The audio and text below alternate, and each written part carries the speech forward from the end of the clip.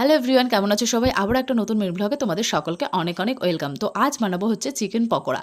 তো দেখো, এখানে চিকেনের মশলা আমি করে নিয়েছি, পেঁয়াজ, আদা, রসুন, কাঁচা লঙ্কা পেস্ট করে নিয়েছি, আর এখানে দিয়ে দিলাম লেবু, আর তাতে দিয়েছিলাম চিকেন কারি মশলা, তারপরে পরিমাণ মতো লবণ, পরিমাণ মতো হলুদ, তারপরে কাঁচা সরিষার তেল, আর তাতে দিয়েছিলাম অল্প একটু টক দই। তো দেখো, সমস্ত কিছু মিশিয়ে চিকেনটা ভালো করে মাখিয়ে নিচ্ছি, ম্যারিনেট করে নিলাম। আর তারপরে কিন্তু আটাও মাখা হয়ে গেছে, মানে রুটি করব যেহেতু।